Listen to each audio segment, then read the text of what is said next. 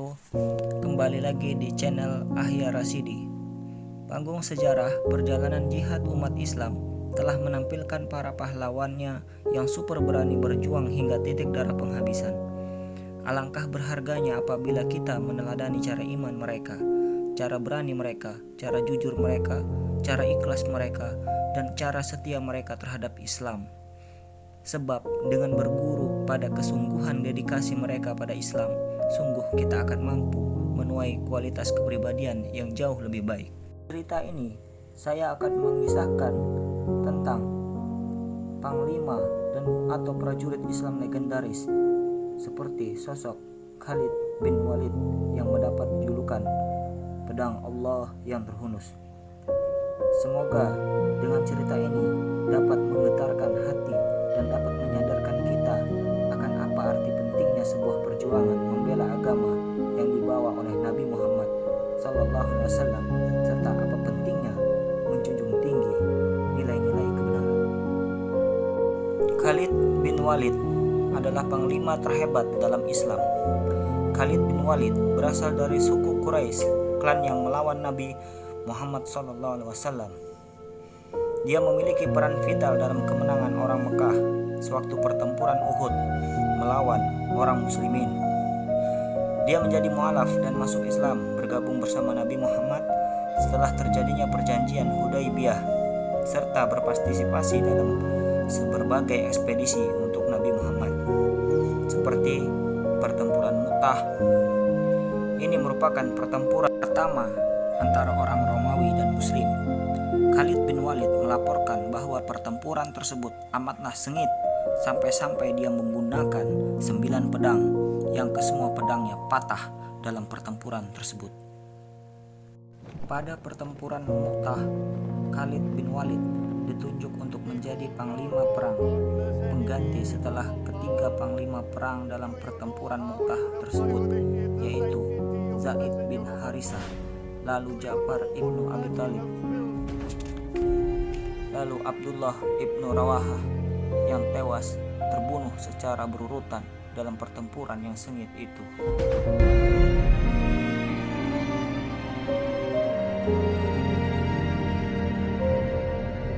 When Umar ibn Sa'ad saw that this was not working, he began saying to them, attacking in multitude, large numbers of people, they surrounded Hussein like locusts. Everyone kept fighting Hussein from all sides. Hussein kept fighting.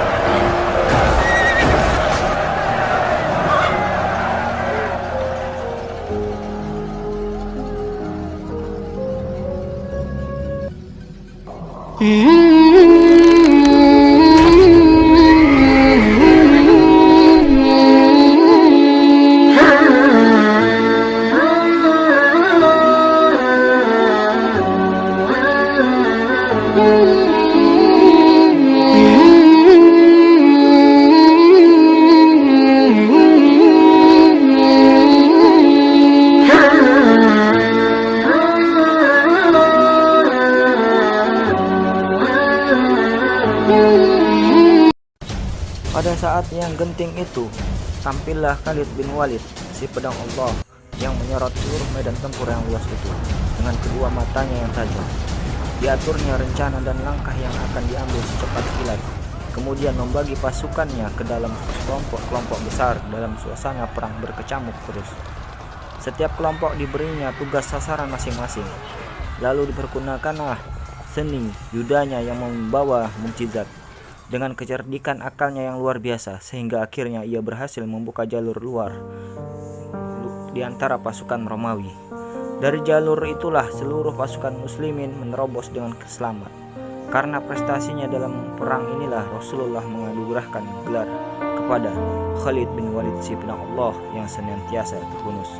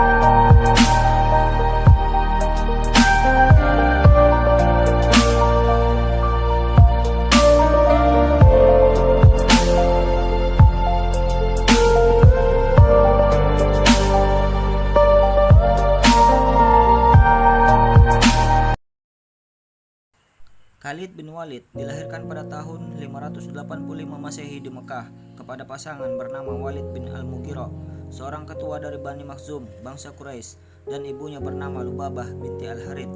Beliau mempunyai pertalian yang agak rapat dengan Nabi Muhammad SAW karena ibunya dan istri Rasulullah SAW, Maimunah binti Al-Harith, merupakan saudara kandung. Beliau juga merupakan sepupu kepada Sayyidina Umar bin Khattab, dan kedua-duanya mereka mempunyai wajah yang mirip. Tubuh beliau sangat tinggi, badan yang kuat, bahu yang lebar, dan berjanggut tebal di wajahnya. Selepas dilahirkan, beliau dihantar kepada suku Badui sebagai tradisi kaum Quraisy ketika itu. Pada usia 6 tahun, beliau kembali semula ke Mekah. Sejak kecil, Sayyidina Khalid sudah menunjukkan kekuatannya seperti contoh dalam berlatih bergulat. Beliau pernah berlatih dengan Sayyidina Umar sehingga mematahkan kaki sepupunya itu. Setelah memeluk Islam, Khalid bin Walid menjadi orang yang paling keras dan kuat memerangi mereka yang memusuhi Islam. Beliau terlibat dalam hampir 50 perang besar dan dilantik menjadi pemimpin tentara Islam karena kehebatan dan kepintarannya dalam medan pertempuran. Beliau terlibat dalam perang Mu'tah dengan dilantik sebagai panglima tentara. Dalam peperangan itu, tentara Islam hanya mempunyai jumlah tentara sebesar 3.000 anggota, berbanding dengan tentara Romawi yang diketuai oleh Heraklius berjumlah 200.000 orang, yang merupakan gabungan kaum Nasrani Romawi dan Nasrani Arab sekitar dataran Syam jajahan Romawi.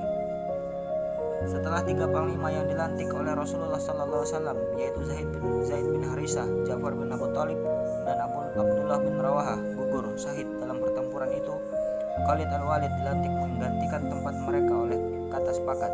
Menyadari kekuatan pasukan Islam tidak dapat menandingi kekuatan tentara lawan, Khalid menggunakan kebijaksanaan taktik peperangannya. Bagaimana caranya? Beliau mengatur strategi dengan menebarkan rasa takut ke dalam diri pasukan lawan dengan menukarkan formasi anggota tentara setiap hari. Anggota yang berada di hadapan ditukarkannya ke bagian belakang, dan sebaliknya pasukan di sayap kiri pula ditukarkan menggantikan pasukan di sayap kanan. Dengan ini, tentara Romawi beranggapan bahwa tentara Islam mendapat bantuan pasukan yang baru karena terdapat perubahan pada formasi. Akhirnya, kedua tentara Islam dan Romawi berundur tanpa dengan keputusan seri. Namun jika dilihat kepada kekuatan, pastilah kemenangan berpihak kepada tentara muslimin.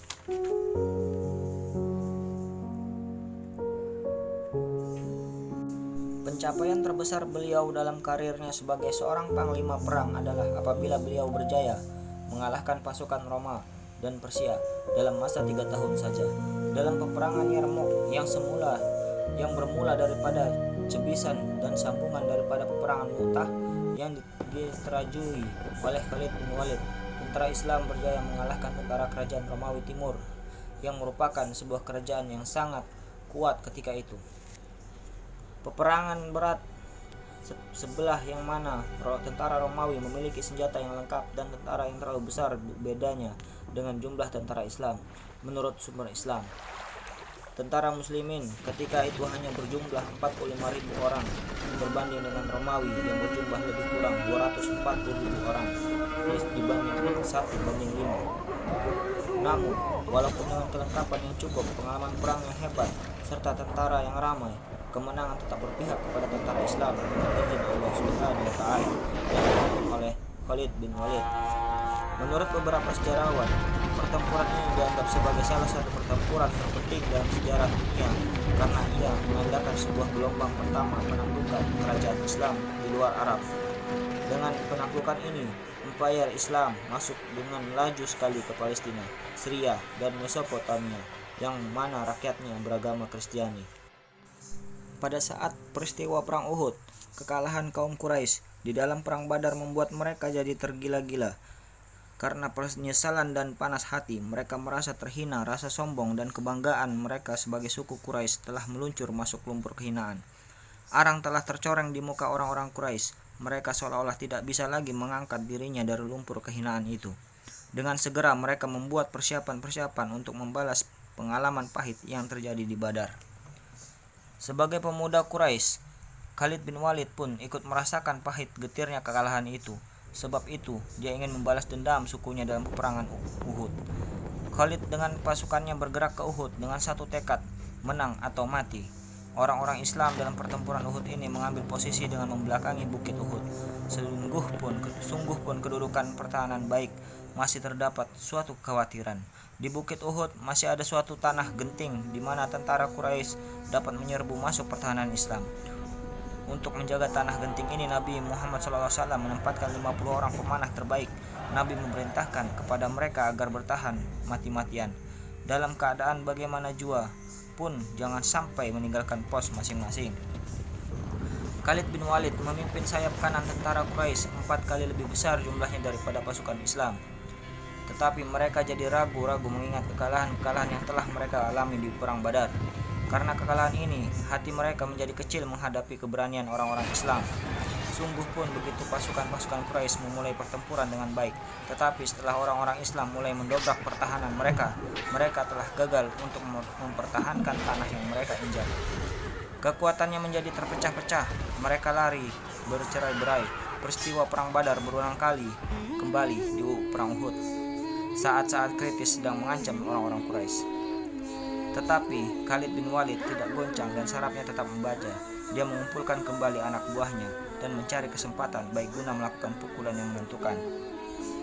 Melihat orang-orang Quraisy bercerai-berai, pemanah-pemanah yang bertugas di tanah genting tidak tahan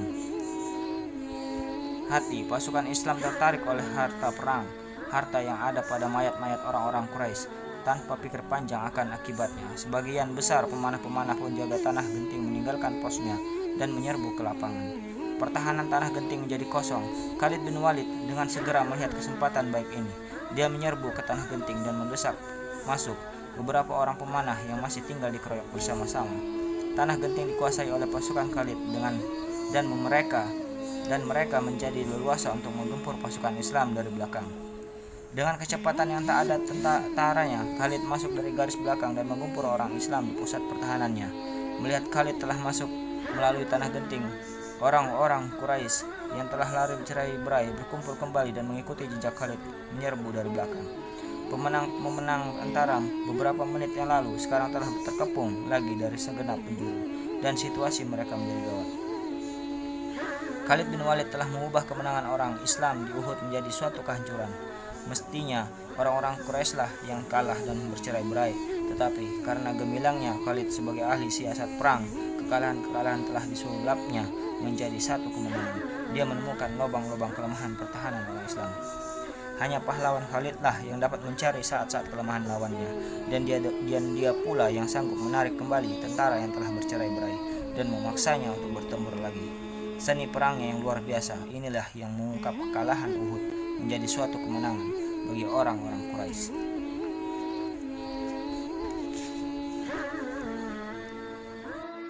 Pada tahun 21 Hijriah, Khalid bin Walid telah jatuh sakit. Panglima terulung yang hebat ini menangis ketika terbaring di katilnya karena hajatnya untuk mati syahid di medan perang tidak kesampaian. Beliau menghembuskan napas terakhir ketika berusia 55 tahun. Beliau hanya meninggalkan seekor kuda dan pedang yang pernah digunakannya di medan perang.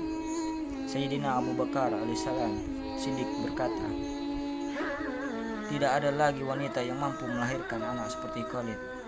Adi bin Hatim pula berkata, nama Khalid saja dapat mengalahkan musuh sebelum peperangan bermula. Sayyidina Umar yang mendapat berita kematian sepupunya itu sangat bersedih dan berkata, beliau memecat Khalid al-Walid daripada memegang tampuk pimpinan ketentaraannya satu ketika dulu, bukan disebabkan rasa benci, tetapi karena sifat Khalid yang terlalu keras terhadap pihak musuh. Khalid juga terlalu sayangkan anggota tentaranya, sehingga sebaik saja mendapat harta rampasan perang, Khalid akan terus membagikan harta tersebut kepada anggotanya tanpa menunggu seberang arahan. Ya Allah, Ya Rabb, Ya Allah, Ya Rabb, ampunkanlah para pejuang Islam, masukkanlah mereka ke dalam surgamu ya Rabb, masukkanlah mereka ke tempat yang pantas untuk mereka, sebagaimana mereka telah berjuang membela agamamu ya Rabb. Ya Rahman, Ya Rahim, kasihilah mereka, sayangilah mereka ya Allah. Maha Pengasih lagi Maha Penyayang. Angkatlah derajat mereka ya Allah. Angkat derajat mereka di sisi-Mu ya Allah, sebagaimana mereka membela agama-Mu ya Allah.